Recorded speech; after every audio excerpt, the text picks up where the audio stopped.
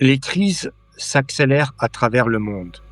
Entre la guerre en Ukraine, les tensions croissantes entre Israël, l'Iran et les États-Unis, le rapprochement stratégique entre la Russie et la Chine, l'Iran et la Corée du Nord, ainsi que les inquiétudes autour de l'énergie, des matières premières et des pénuries. De nombreux observateurs estiment que nous assistons à une profonde recomposition de l'ordre mondial. L'Europe semble plus fragilisée que jamais, tandis que les BRICS gagnent en influence et que la domination économique et géopolitique occidentale est de plus en plus contestée. Sommes-nous à l'aube d'un monde multipolaire? Les risques de choc énergétique ou même d'extension des conflits sont-ils estimés? Pour analyser ces bouleversements majeurs et leurs conséquences pour la France, l'Europe et le monde, je reçois aujourd'hui Jacques Sapir, économiste, directeur d'études EHESS et auteur de plusieurs ouvrages consacrés aux transformations géopolitiques, économiques, contemporaines, dont la fin de l'ordre mondial. Bonsoir tout le monde et bienvenue sur Histoire et Révélation. Bonsoir Monsieur Sapir, est-ce que la présentation vous convient? Bonsoir, oui, tout à fait. Alors, l'EHESS, c'est l'École des hautes études en sciences sociales, où j'ai enseigné pendant de très, nombreuses années, jusqu'à ma retraite.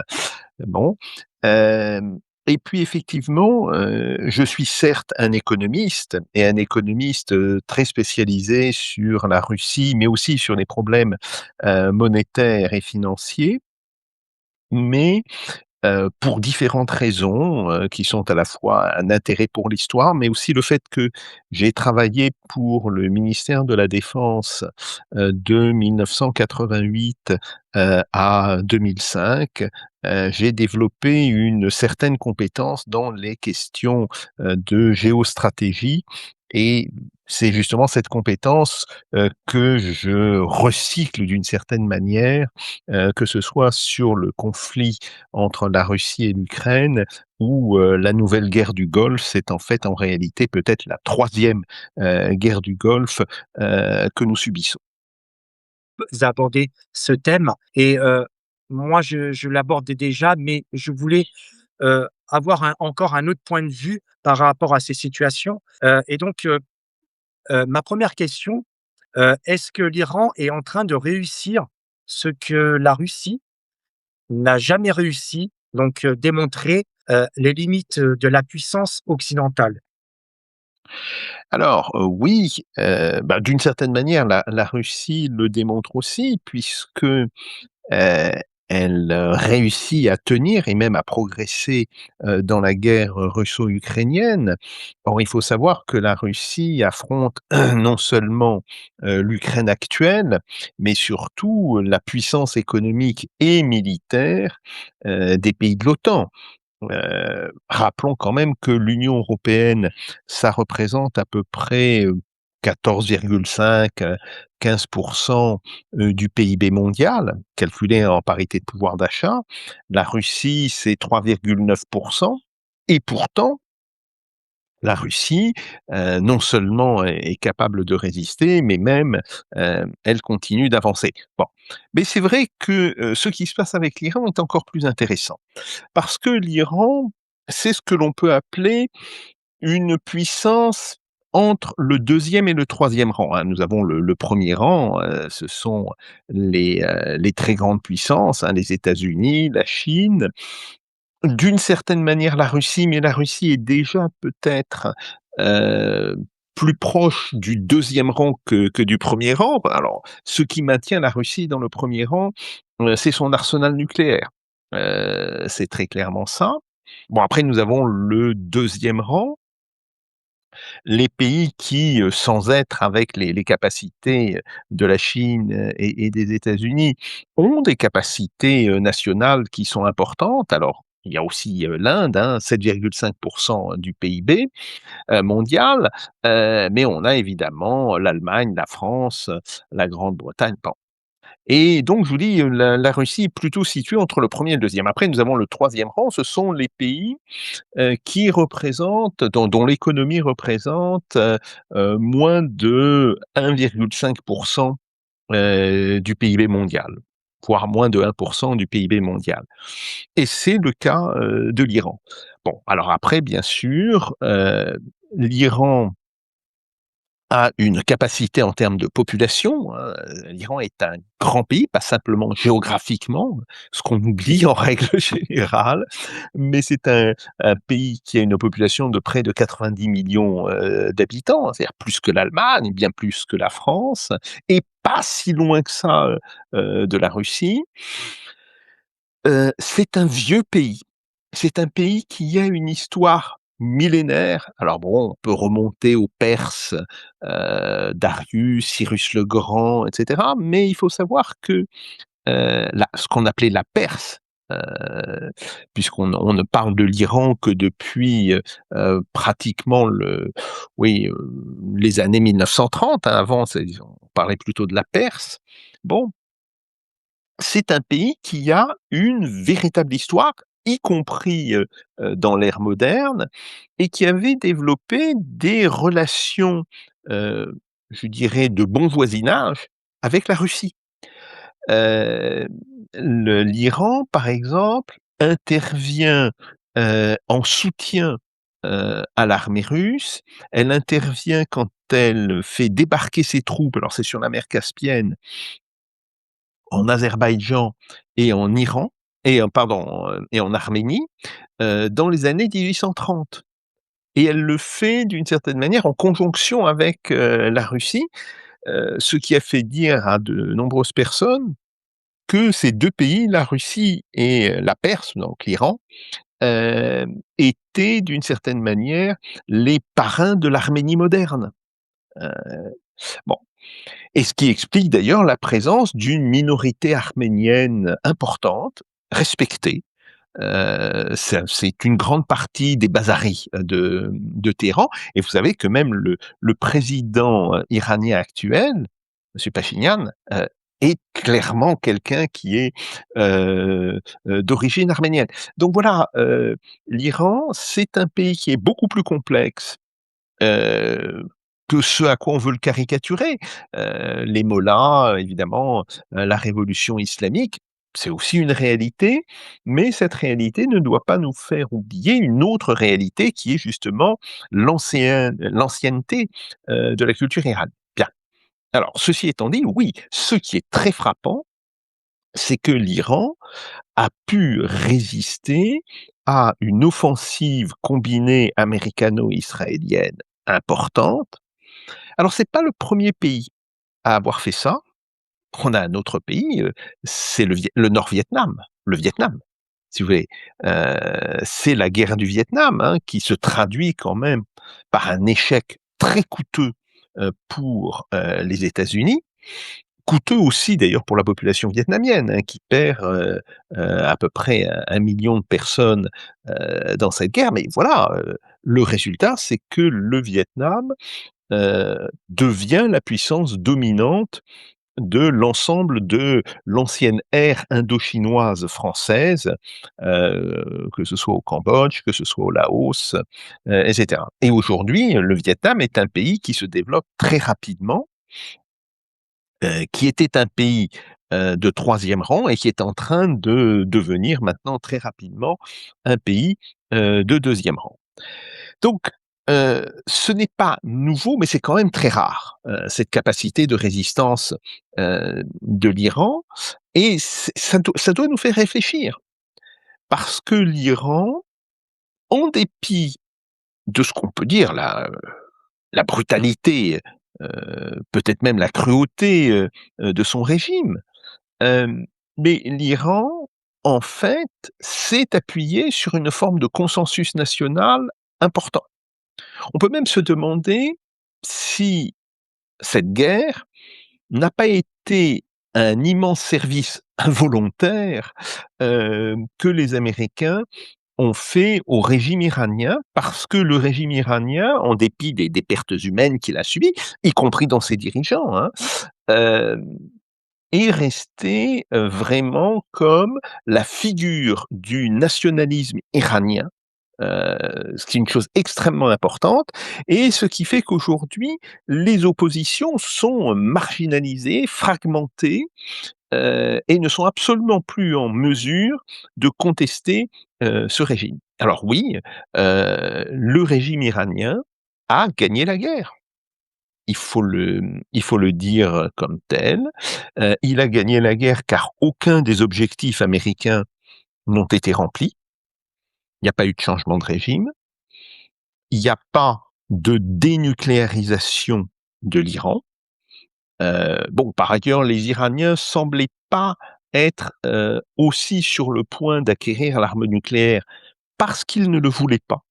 Et ça, on oublie toujours de dire qu'il y a eu un décret, une fatwa, un décret religieux, pris par le père, du guide actuel, donc le vieux Khomeini, le vieux Khamenei, qui considérait que l'arme nucléaire était une arme immorale. Et c'est pour cela que les recherches, iraniennes sur l'arme nucléaire avaient été gelées il y a 12 ans. Donc voilà, mais très clairement, quels que soient les accords qui seront passés, heu, les Iraniens, garderont la mainmise, sur leur stock nucléaire. Les Américains n'ont pas réussi à détruire, l'ensemble des missiles balistiques iraniens et alors qu'ils avaient mis ça comme un objectif, d'enlever ces missiles à l'Iran, bah, on voit bien que Trump a reconnu, la nécessité de laisser des missiles à l'Iran avec, cette magnifique formule: «Puisque les autres en ont, pourquoi pas l'Iran?» Ben oui, ça s'appelle la dissuasion. Et on peut se demander si ça ne devrait pas aussi s'appliquer à la question nucléaire. Bien.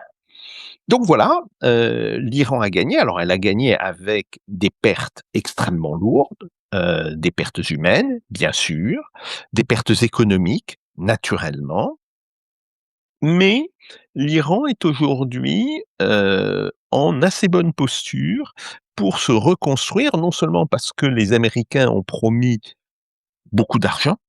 Alors, c'est pas de l'argent américain, les Américains sont évidemment très généreux avec l'argent des autres. C'est une vieille histoire. On ne sait pas si cet argent sera, finalement, donné à l'Iran, mais ce que l'on sait, c'est que l'Iran est dans une position géographique absolument essentielle, pour le fameux corridor nord-sud, russe, corridor qui donc descend la Volga, traverse la Caspienne, alors soit par bateau, soit avec des lignes de chemin de fer qui contournent, la mer Caspienne, arrive en Iran et de l'Iran va jusqu'à, l'océan Indien, jusqu'à, si vous voulez, la mer Chaude, vieux rêve, des Russes par ailleurs et de là, on peut que se connecter avec l'Inde, par bateau. Et d'ailleurs, c'est très intéressant parce que, dans les investissements qui étaient en train d'être faits, si vous voulez, en 2025 et en 2026, alors on voyait évidemment une part chinoise importante, hein. Les Chinois, se connectent aussi sur le corridor nord-sud à travers une ligne de chemin de fer, qui atteint l'Iran, mais aussi l'Inde. Heu, la, la question du corridor nord-sud est une question qui intéresse énormément les industriels et les commerçants indiens. Bon, donc tout ceci, à mon sens, pourrait donner à l'Iran une véritable, je dirais, dynamique de croissance dans les années qui viennent. Et puis il y a un problème, aussi extrêmement important, c'est que l'Iran, en démontrant sa capacité de résister aux États-Unis, heu, change les règles du jeu dans le Golfe. Maintenant, toute une série de pays du Golfe se disent: «Les Américains n'ont pas été capables de nous protéger et les tirs de missiles iraniens ont fait d'énormes dégâts, sur les raffineries et sur les champs pétroliers et gaziers des pays du Golfe, hein, des pays arabes du Golfe, que ce soit l'Arabie Saoudite, dont la grande raffinerie a été très sévèrement touchée, que ce soit le Qatar, que ce soit les Émirats arabes unis, Bahreïn, le Koweït, etc. Bon, donc, heu, ces pays ont compris que les États-Unis n'étaient pas en mesure de les protéger, ou plus exactement, que pour les protéger, les États-Unis devraient dépenser tellement d'argent, et dépenser tellement de moyens, que cela les paralyserait, heu, dans leur affrontement avec la Chine, autour de Taïwan, ou dans leur capacité d'intervenir en Europe, autour de l'Ukraine, et donc ils sont en train de négocier avec l'Iran. Donc de ce point de vue-là, oui, l'Iran a gagné. Bien sûr, c'est une victoire qui lui a coûté très cher. Oui, c'est vrai. Mais c'est une victoire quand même, et ça pose géopolitiquement un problème, parce que c'est la deuxième fois que les États-Unis, depuis le début du XXe siècle, connaissent ce type d'échec. Ils D'accord, l'avaient connu une première fois en 1975, si vous voulez, d'accord, avec le Vietnam, OK. et on sait que les États-Unis ont mis 15 ans à s'en remettre, et donc la Ouais, question qui se pose, combien de temps mettront-ils cette fois-ci pour s'en remettre, et pourront-ils s'en remettre? Parce que ce qui avait quand même bien aidé, dans la capacité des États-Unis, à surmonter cette défaite, au Vietnam, eh bien, c'était le fait de l'effondrement de l'URSS, qui survient en, 1991, 1992, et qui ouvre ce petit espace temporel où il n'y a plus qu'une seule superpuissance. Parce que la ouais, Chine n'est pas encore développée, la Russie est au fond du trou, elle mettra 20 ans, à se reconstruire. Bon, donc les États-Unis, par défaut, sont l'unique superpuissance. Ce que, monsieur Védrine appelle dans un livre, l'hyperpuissance. Mais alors qu'on pouvait penser que cette, situation d'hyperpuissance allait marquer le début du XXIe siècle, bah, c'est tout à fait l'inverse qui s'est passé. Les États-Unis n'ont pas cessé, d'une certaine manière, de subir des échecs. Un échec évident a été, la guerre en Irak, la guerre de 2003. Un deuxième échec, l'intervention en Afghanistan. Un troisième échec, eh bien c'est là, c'est la défaite, devant l'Iran. Et donc on peut se demander, comment les États-Unis, bon, qui restent évidemment une puissance importante, mais comment les États-Unis surmonteront, ce traumatisme, parce que, ça commence à faire beaucoup d'échecs dans la politique, étrangère et dans la politique de puissance américaine, et surtout, ils savent désormais qu'ils sont les numéros 2 et non plus les numéros 1 d'un point de vue économique. C'est la Chine qui est devenue, le numéro 1 depuis déjà maintenant, plusieurs années. Donc voilà, on est dans une situation qui est une situation qui, à moyen ou à long terme, peut évoluer dans différentes directions, mais certainement pas dans la reconstitution, d'un monopole de la puissance américaine. mais chose incroyable, c'est que là, on a entendu, il y a pas très longtemps, un accord de cessez-le-feu. Juste avant le conflit, le détroit de, Ormuz était libre de passage. Il y avait pas de taxes, il n'y avait rien du tout, avant, le conflit. Et là, comme par magie, d'où, comme vous l'expliquez bien, la défaite des États-Unis, ils cèdent dans tous les plans, de cet accord par rapport à l'Iran. Quelque chose d'encore plus incroyable, c'est que le détroit avant était libre de passage, mais là, on donne une position de force à l'Iran sur des droits de péage. Mais on voit complètement que les États-Unis, ils ont complètement perdu, et d'où, aussi, comme vous l'avez bien expliqué, au niveau de l'armement, parce qu'il faut justement maintenir l'armement en fournissant des armes aussi bien à l'Ukraine et puis aux pays de membres de l'OTAN aussi fournir, des armes, ce qui est quelque chose de normal et puis pareil, tenir la guerre, ce qui se passe avec l'Iran et fournir des armes avec Israël. J'aurais voulu avoir votre point de vue par rapport à ça. Trump pensait que l'Iran, au bout de quelques jours, voire de quelques semaines, qu'ils allaient gagner comme ils ont fait avec l'Irak. Mais en définitive, ils se sont rendus compte que c'est pas du tout le cas, que l'Iran, c'est un très grand pays et qu'ils arrivent à se fournir même en armes avec l'aide aussi bien de la Chine que de la Russie. Donc, il veut signer, un traité de paix au plus vite possible. Oui, la volonté alors, c'est vrai que cette guerre a coûté, très cher, matériellement et financièrement aux États-Unis.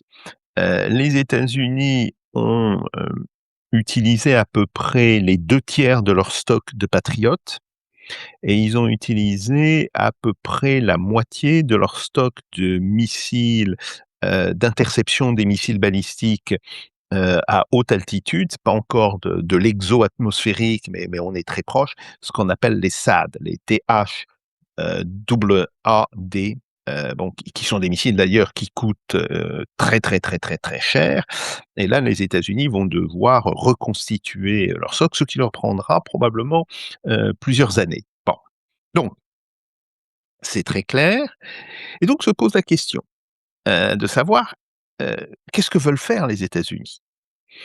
Est-ce qu'ils veulent, réellement et sincèrement, rentrer dans un monde multipolaire? Et d'une certaine manière, il y a beaucoup de pays qui les invitent à le faire.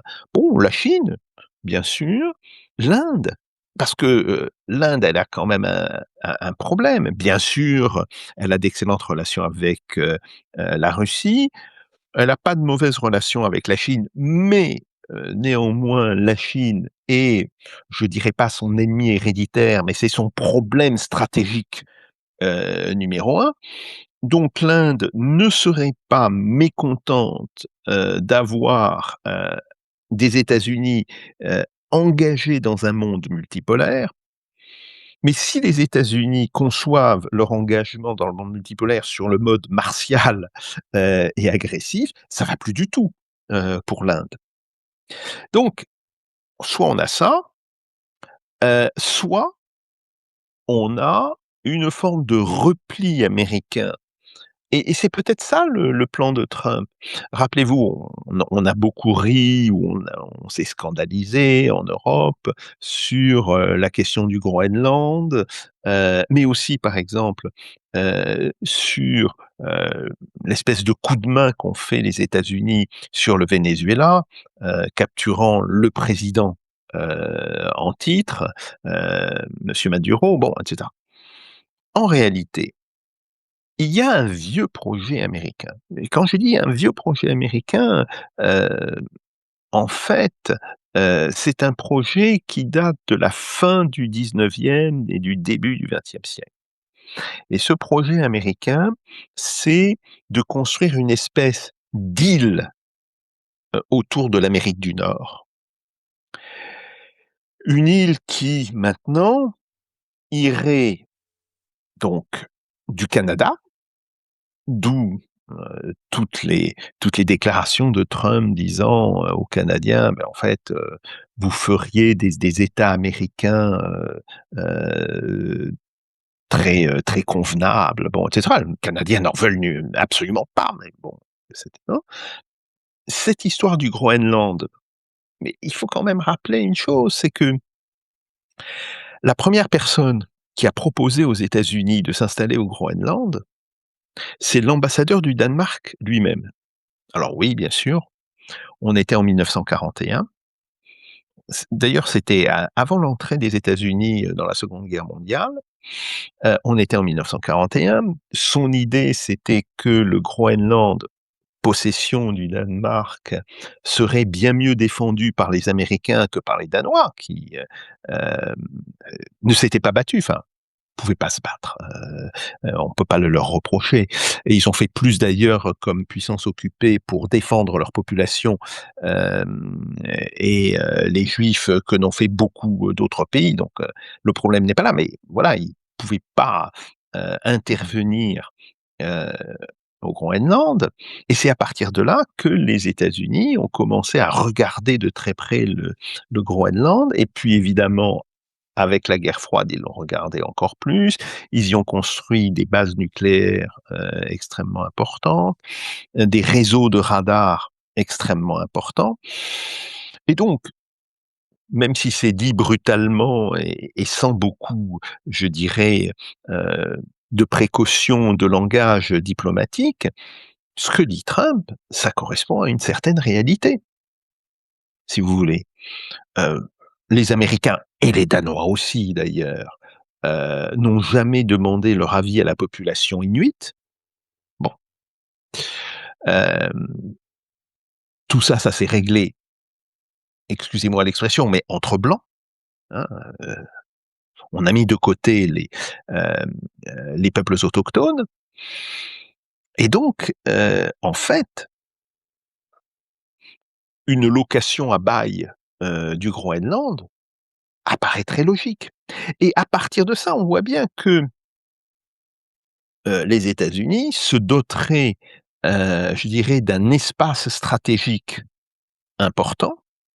S'ils arrivent en plus à combiner ça avec, les Canadiens, ce qui leur permet de contrôler le nord, justement, de cette espèce d'île stratégique, de l'Amérique du Nord et puis vers le sud, ils vont descendre jusqu'au canal de Panama et voir les pays qui constituent d'une certaine manière, je dirais la protection ultime du canal de Panama, c'est-à-dire effectivement le Venezuela, la Colombie, et cetera.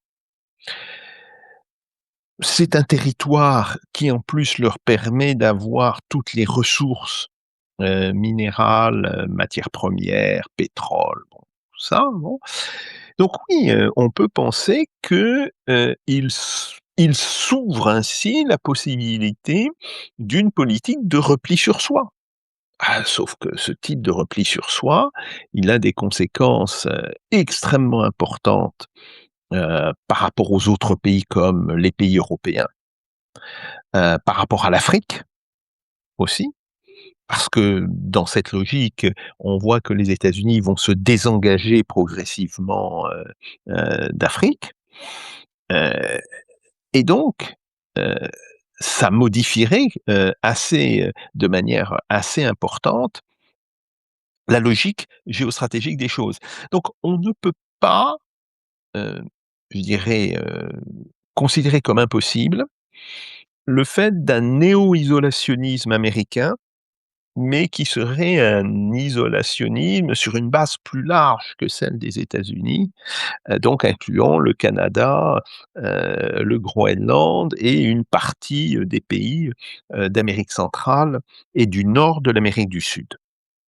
Voilà, c'est, heu, c'est une des autres possibilités, heu et comme, heu, Donald Trump n'apparaît pas très doué pour la diplomatie, ce qui est d'ailleurs, je dirais un paradoxe, parce que, au niveau de son discours, c'est quelqu'un qui visiblement n'aime pas la guerre. Si vous avez des dirigeants qui aiment la guerre. Vous avez des dirigeants qui, sans aimer, la guerre, je dirais, philosophiquement, la considèrent comme une arme essentielle pour la puissance des États-Unis. Obama, enfin alors évidemment, Bush junior, Obama, Biden, et cetera. Pas du tout le cas de Trump, qui lui a une vision, je dirais, très commerciale, des relations, hein. C'est, grosso modo, vaut mieux faire du commerce que de se battre parce qu'on peut toujours gagner de l'argent. Bien. C'est une philosophie qui vaut ce qu'elle vaut, mais qui avait, au moins en théorie, heu l'effet de conduire normalement à une politique qui était beaucoup moins agressive. Or, c'est ce président-là qui se retrouve engagé dans des actions peut-être les plus agressives que l'on ait pu penser, dont cette guerre. Et donc là, il y a une véritable contradiction.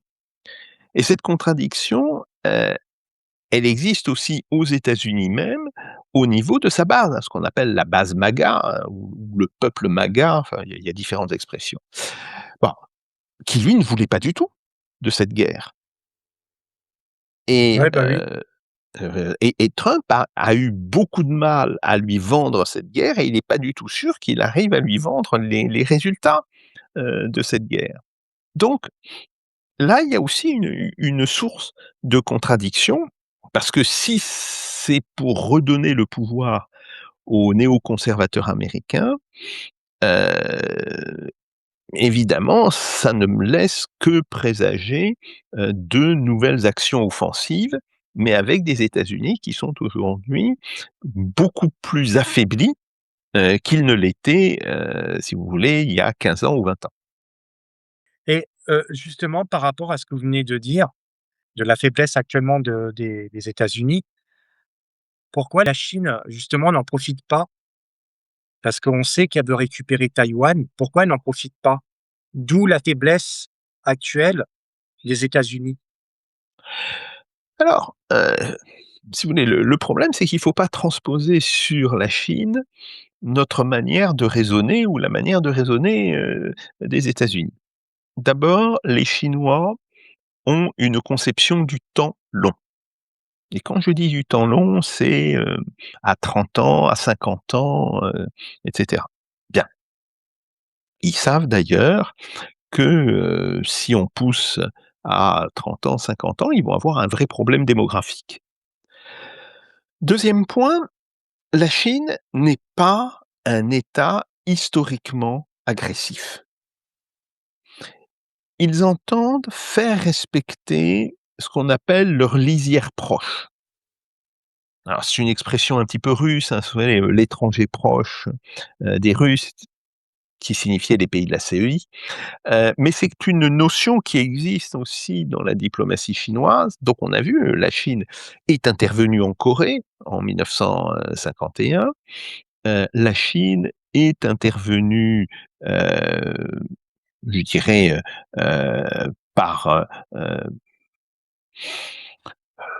de manière, un petit peu, déguisée, au Vietnam, hein. Le soutien chinois, à l'armée du Nord-Vietnam a été extrêmement important et encore plus contre les Français.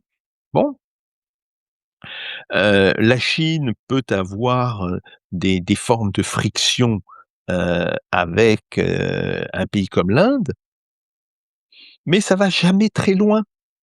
Par exemple, dans la guerre contre le Vietnam, hein, si vous voulez, à la fin des années 70, les Chinois s'assoient sur la frontière. Ouais. Quand on est un pays de la taille de la Chine, on peut le faire, mais ils veulent pas aller plus loin.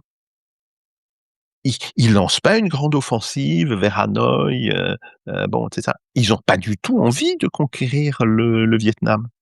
D'accord, Bon, même chose en Corée. Ils voulaient pas avoir une Corée, réunifiée sous la domination américaine. Mais la situation des 2 Corées, leur convient parfaitement. Donc la Chine n'a pas ce type de vision impériale, belliciste, conquérante, qui est une vision en réalité très occidentale, hein.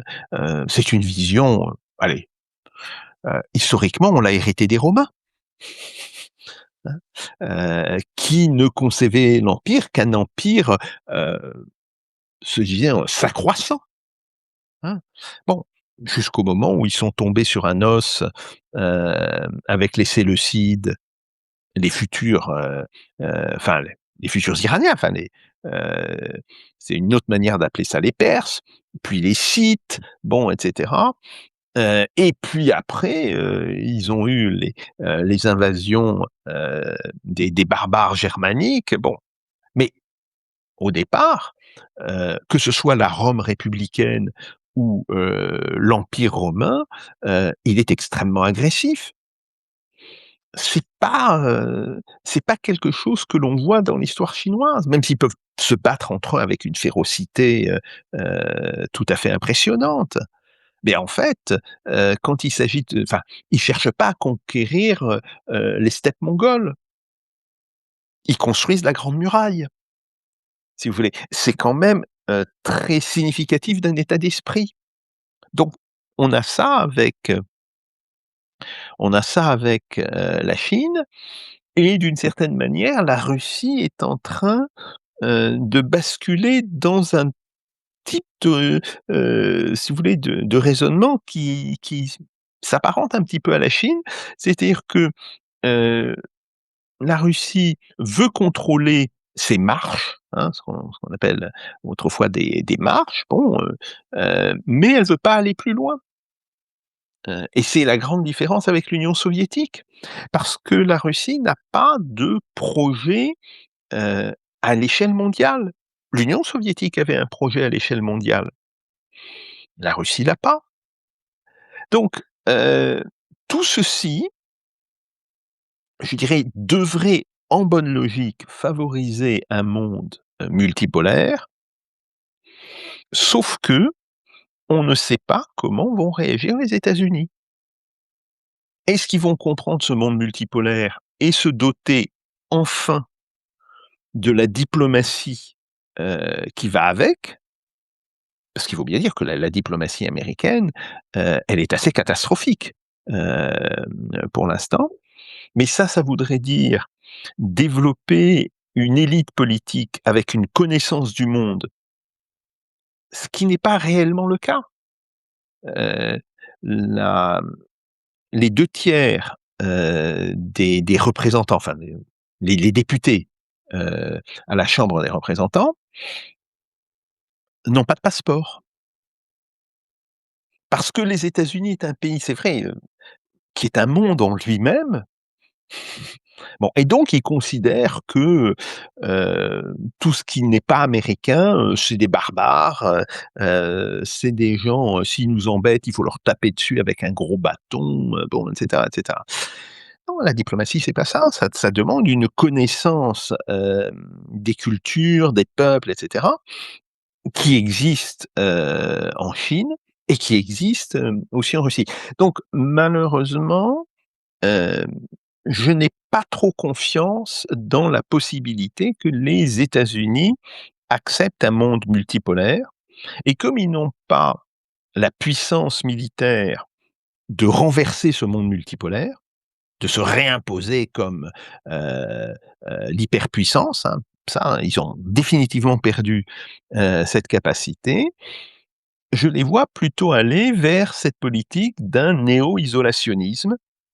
Alors, ça va prendre du temps.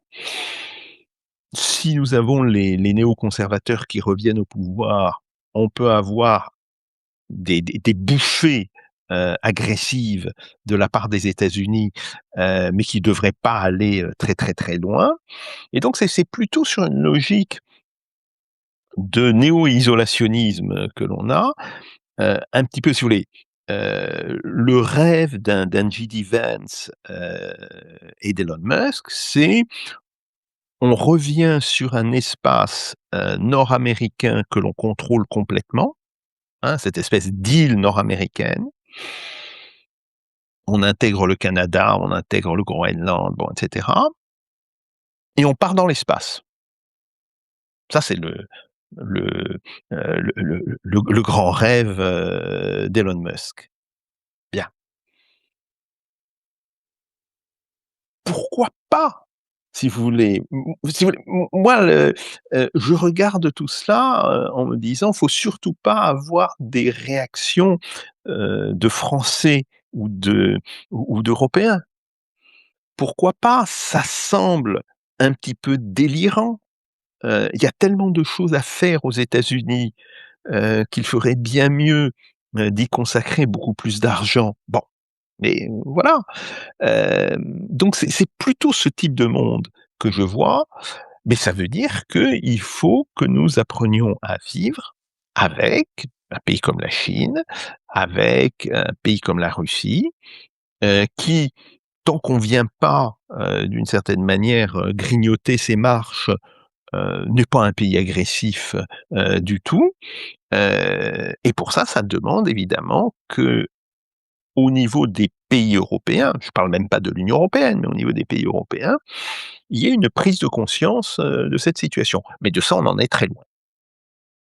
Tout à fait. Et justement, comment vous voyez la situation, qu'il y a encore une escalade, à l'Ukraine? Est-ce que, l'Ukraine peut-elle encore éviter une défaite stratégique ou là, c'est carrément, fini, quoi? Alors, d'abord, il faut dire une chose, on raconte énormément de mensonges, sur l'Ukraine. Cette nuit, enfin dans la nuit de lundi à mardi, le New York Times, une des nouvelles éditions du New York Times, parlait des flots de réfugiés en Ukraine, provenant de Kramatorsk, Slaviansk et d'autres localités. Alors qu'on nous dit depuis, 2 mois: «Non, non, l'armée ukrainienne avance». Attendez, faut être un peu sérieux. Heu, Si on a des réfugiés de la ligne de front, c'est que c'est la Russie qui avance, si vous voulez. Heu, En 1940, les réfugiés n'étaient pas le produit d'une avancée des forces françaises, c'était le produit d'une avancée des forces allemandes. Bon, donc si vous voulez, cette simple logique, hem, devrait nous faire comprendre que, évidemment, ce sont les Russes qui avancent. C'est d'ailleurs ce qui explique pourquoi dans les échanges, de cadavres, ce qui prouve par ailleurs que, Russes et Ukrainiens continuent de se parler et c'est important, hein. Dans les échanges de cadavres, on a grosso modo, du genre, 500-600, cadavres, ukrainiens pour, 30 cadavres russes et la raison est très simple. Comme c'est l'armée russe qui avance, l'armée ukrainienne n'a pas les moyens de récupérer ces cadavres et donc c'est pour ça que les Russes ont beaucoup plus de cadavres, ukrainiens que les Ukrainiens n'ont de cadavres russes. C'est tout simplement ça, si vous voulez. Ça aussi, c'est une chose très logique. Bon, donc voilà, donc on est dans cette situation. Après oui, c'est vrai, les Ukrainiens tentent une offensive de déstabilisation politique, parce que c'est pas une offensive, qui, touche sur la réalité, de la capacité stratégique russe.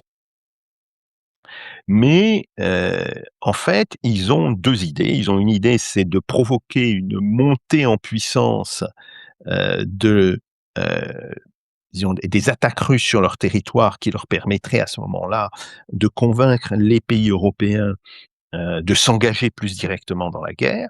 Et puis leur deuxième idée, c'est d'étendre latéralement le conflit, en menaçant le Bélarus. Bien. Pour l'instant, les dirigeants russes ne répondent pas à ces provocations. Alors je pense qu'ils vont augmenter la la capacité de frappe, sur des cibles stratégiques ukrainiennes. Ils ont déjà détruit à peu près, un bon tiers hem, du système ferroviaire ukrainien. Ils ont démoli une grosse partie du système électrique. Bon, l'Ukraine n'est pas du tout en bonne situation. La population ukrainienne ne veut plus se battre, voilà, heu et on le voit de manière évidente. Hem, Vous avez, si vous voulez, dans les méthodes, de recrutement, de l'armée ukrainienne, des choses qui sont extrêmement violentes. On a plein de vidéos, là-dessus. Ça rappelle un petit peu le système de la presse, qu'avait introduite l'armée, anglaise à la fin du XVIIe siècle et qui durera jusqu'à la fin des guerres napoléoniennes. Pour la raison très simple, c'est que à l'époque, l'Angleterre est un pays à faible démographie par rapport à la démographie française, et qu'il lui faut absolument des marins, plus que des soldats d'ailleurs, parce que les soldats, les Anglais utilisent beaucoup de mercenaires. Bon, mais donc, ça peut être des Bavarois, ça peut être des Hanovriens, bon, et cetera. Mais les marins, il faut que ce soit des Britanniques. Et les Britanniques veulent pas aller, mourir pour le roi, hein, contrairement à ce que l'on croit, et donc il y a ce système de recrutement forcé. Bon voilà, les Ukrainiens sont obligés de le mettre en place.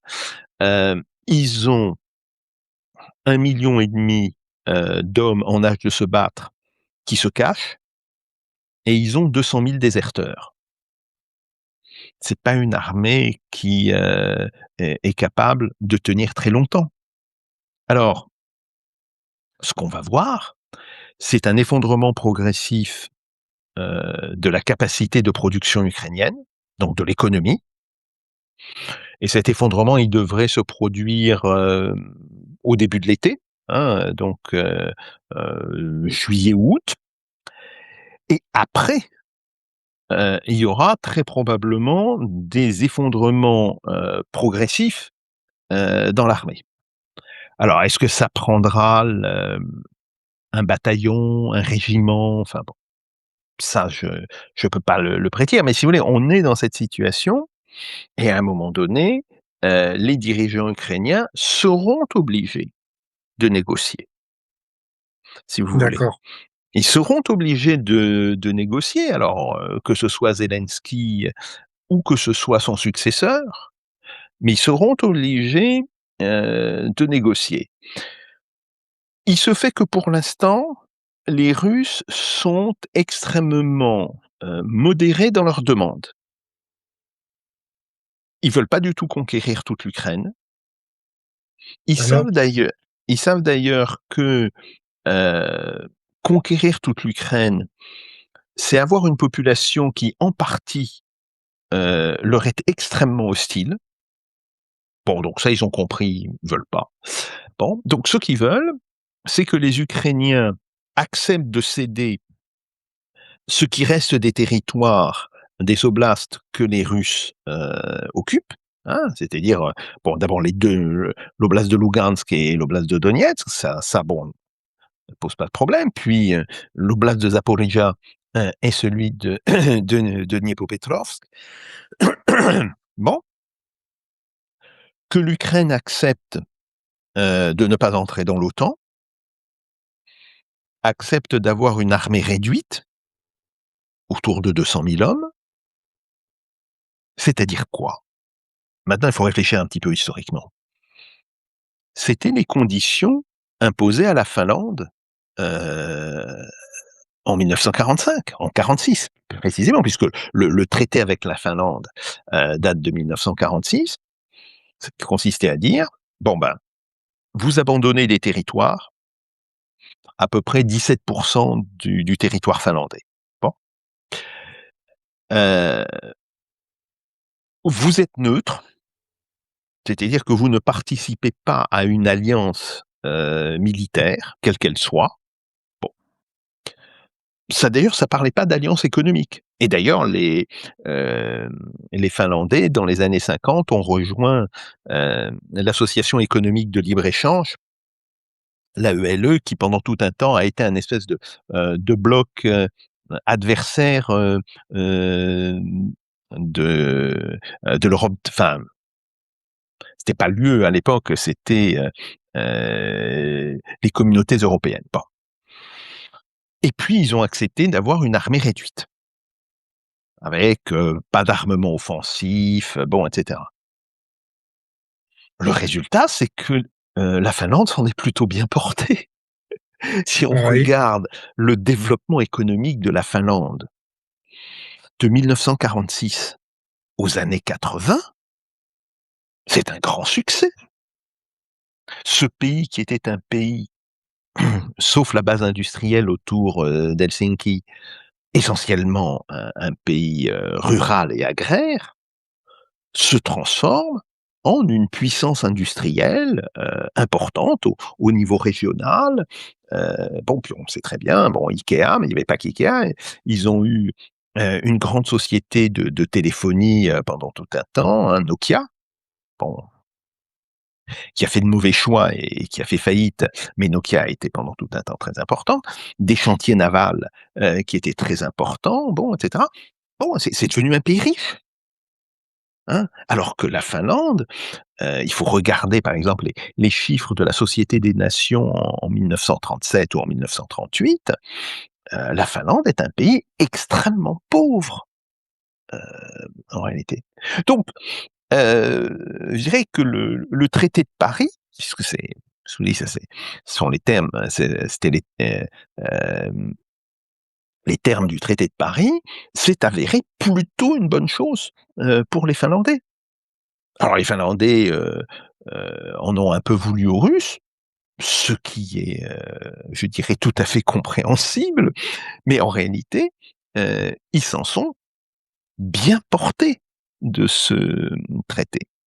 Alors maintenant, je pense pas qu'on puisse, étendre l'exemple finlandais sur l'Ukraine, parce que le problème de l'Ukraine, c'est un pays qui faisait 41 millions d'habitants, hem, à l'hiver 2021, enfin en décembre 2021, qui est aujourd'hui, d'après le ministre des Affaires sociales, réduit à 25 millions. Donc vous voyez, il y a une perte, alors pas que des morts, hein, même c'est essentiellement, il y a 9 millions de réfugiés ukrainiens, dans l'Union européenne. Il y en a à peu près 2,5 millions en Russie. Alors c'est intéressant, il y a des réfugiés ukrainiens en Russie. Bon, heu et puis il y en a dans d'autres pays, comme, le Canada, les États-Unis, et cetera. Bien. Donc, heu, l'Ukraine va avoir un vrai problème démographique, qui va se poser, d'autant plus que la natalité, en Ukraine est très faible, hein. On est à moins d'un enfant par femme.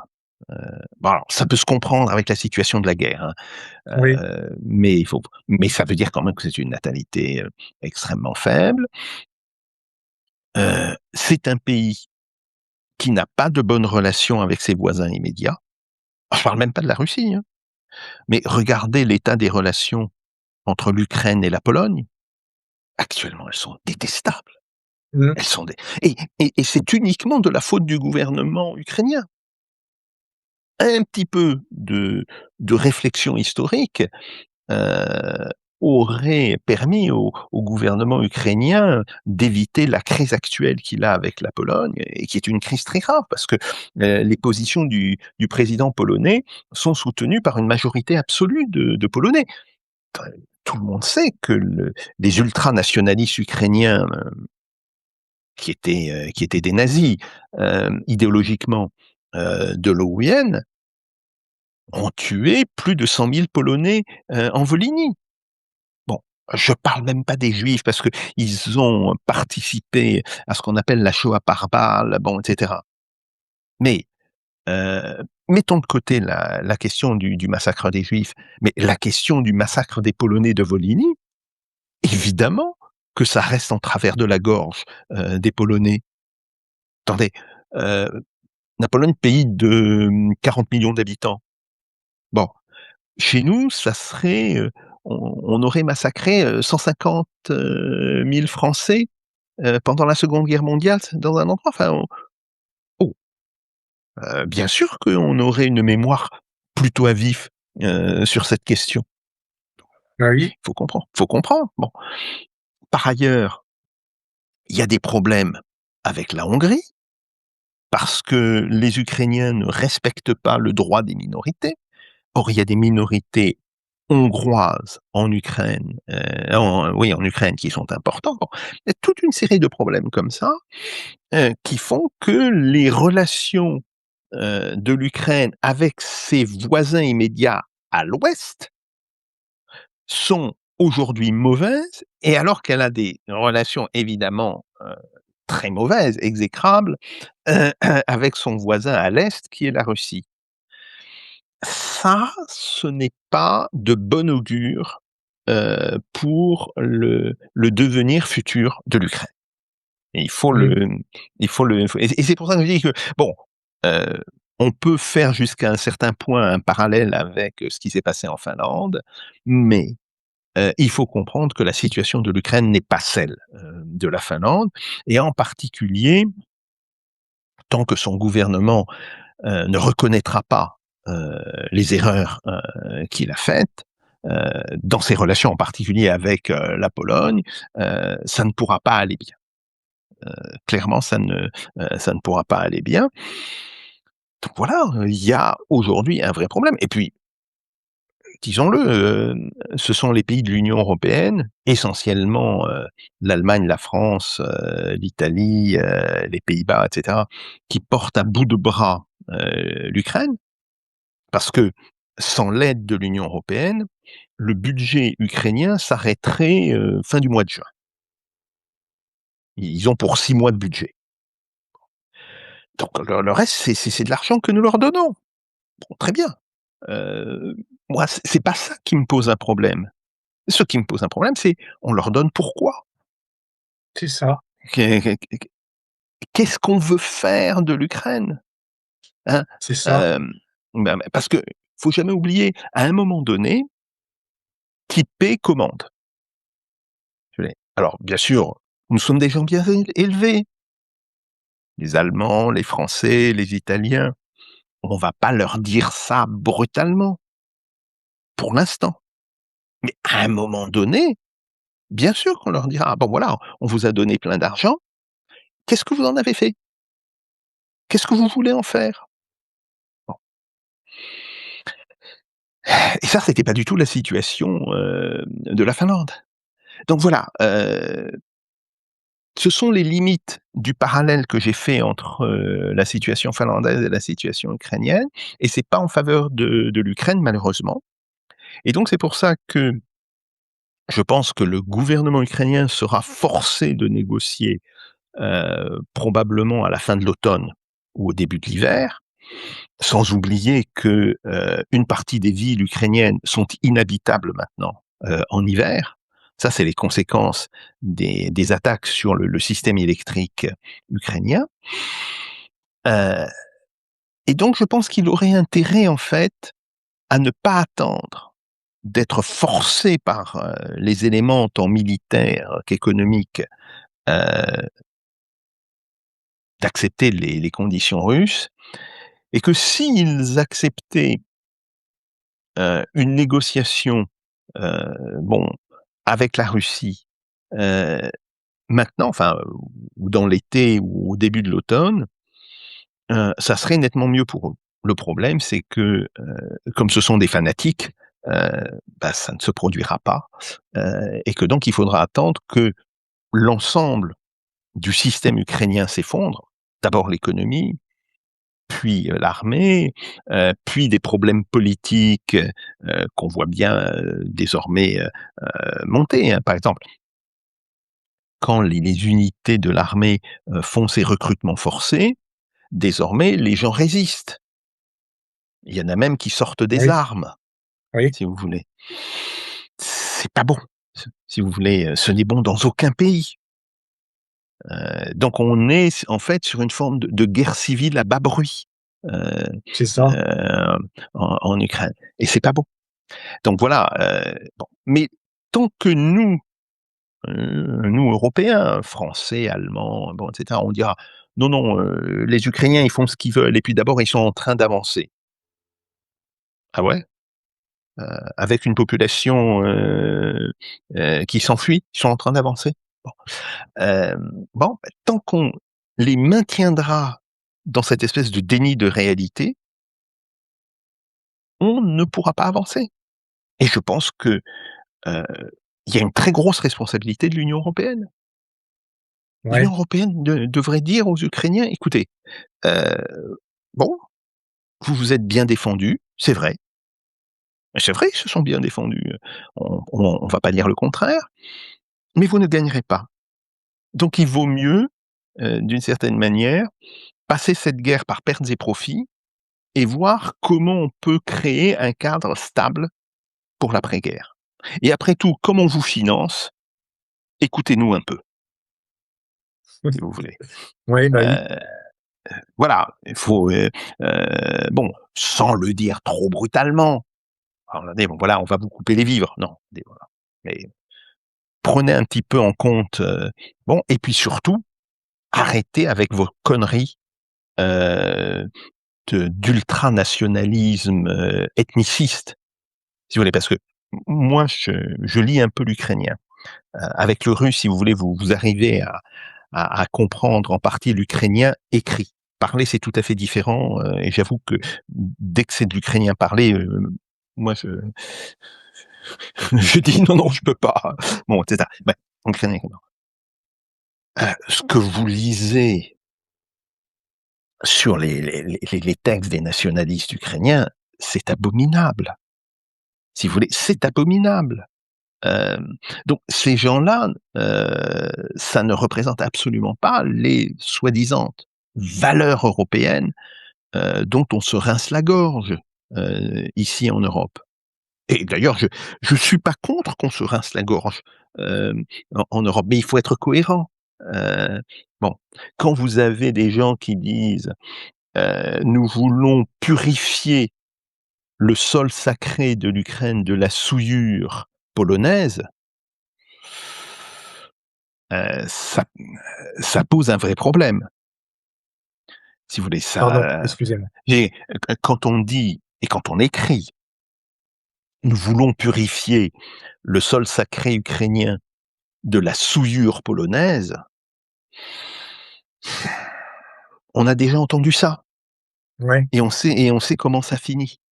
Donc voilà, une chose qu'on devrait aussi leur dire, c'est: «Vous ne pouvez pas faire ça. Vous ne pouvez pas faire ça. Donc maintenant, arrêtez, heu, vous mettez ça dans votre dans votre poche, un mouchoir dessus et on n'en parle plus, de ça». C'est le minimum, c'est vraiment le minimum. Bon, et voilà, le problème, c'est qu'il y a aussi notre responsabilité en tant qu'Européens, en tant que membres de l'Union européenne, Français, Allemands, et cetera.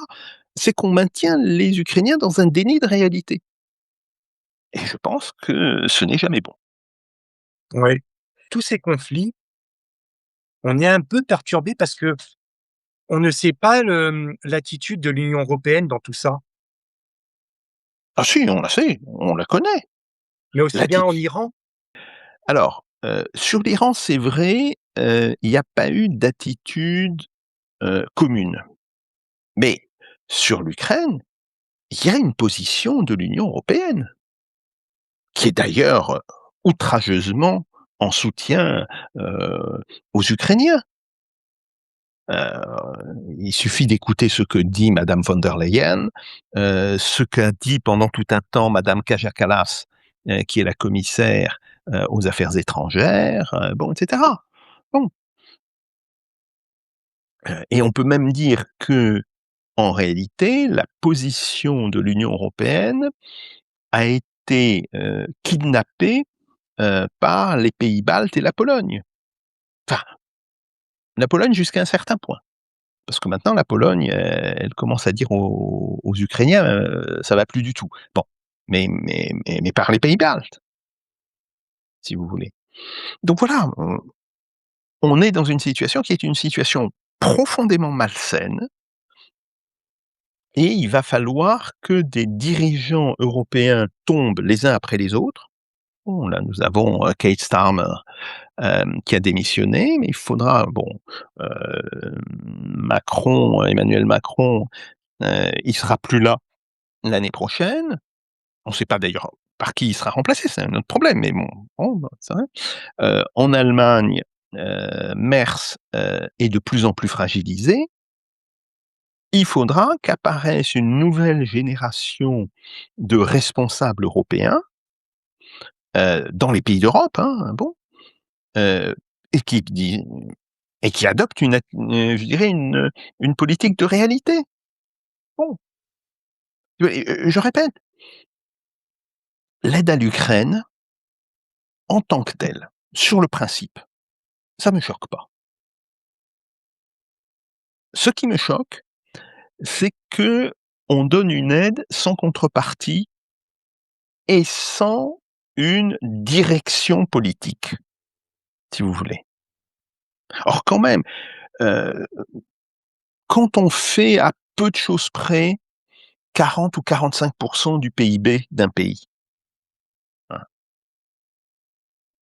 bah, Oui, on peut pas le faire, si vous voulez, sans demander des contreparties et ces contreparties seront politiques. Tout le monde le sait. Bon, donc il vaut mieux mettre ça directement sur la table et dire aux Ukrainiens: «On veut bien vous soutenir, pas pour l'éternité, mais pour une période encore de par exemple de 5 ans pour que vous vous reconstruisiez et cetera. Mais il faut une paix acceptable par tous et en particulier par la Russie, parce que comme c'est la Russie qui gagne, c'est d'une certaine manière elle qui va déterminer, hem, une partie, des conditions de paix. Bon, heu et à partir de ça, il faut qu'on ait une situation stable. C'est quoi vos propositions, messieurs?»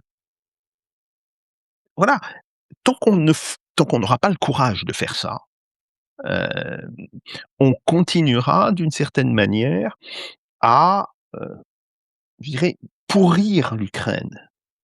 Parce que, c'est tragique, mais, heu, ce soutien sans condition, heu, ça donne l'illusion aux Ukrainiens qu'ils peuvent tout se permettre, qu'ils peuvent tout faire politiquement, qu'on ne leur dira jamais rien. C'est comme ce qui se passe avec un enfant auquel on ne dit jamais non. Ça pose des problèmes d'éducation au bout d'un certain temps. Donc Ouais, voilà, il ne s'agit pas de leur dire: «Vous êtes des nuls, on veut pas de vous» et cetera. Mais il s'agit de leur dire les choses, comme elles sont et tant qu'on ne le fera pas, évidemment, on sera dans cette situation qui est une situation extrêmement, périlleuse parce que si l'Ukraine continue à vouloir élargir la guerre, on ne sait pas ce qu'ils peuvent faire. Ils peuvent très bien, par exemple, se décider à attaquer le Bélarus. Or s'ils attaquent le Bélarus, la réponse russe, elle, sera d'un autre niveau, que ce que l'on voit actuellement. Parce que le Bélarus et la Russie ont un traité, de sécurité ensemble, qui implique, dans un certain nombre de cas, l'usage d'armes nucléaires. Faut toujours garder ça en tête. Je dis pas que les Russes, par exemple, s'il y a 30 drones ukrainiens, qui vont casser, 2-3 bâtiments, au Bélarus, emploieront une arme nucléaire. Mais je dis que si on rentre dans cette logique, l'emploi de l'arme nucléaire devient, absolument pensable. Donc ouais, est-ce qu'à Paris, à Berlin, à Londres, hem, à Rome, est-ce qu'on a pensé à ça? Voilà, c'est un problème qui se pose évidemment. ouais. OK, monsieur Sapir, on va arriver à un terme à notre interview. Donc, ça fait un peu plus Merci d'une bien. heure que Oui, nous oui. sommes ensemble. En tout cas, je tenais à vous remercier d'avoir accepté mon invitation et j'espère, que nous ferons une autre interview sur, un autre sujet. Donc n'hésitez pas à partager, à liker la vidéo. Je vous dis à très bientôt. Passez une D'accord bonne et soirée. Merci. merci, vous aussi, bonne soirée et vous m'envoyez, le lien avec la vidéo. Oui, à très bientôt. Merci. Parfait, Au merci revoir. beaucoup. Merci, au revoir.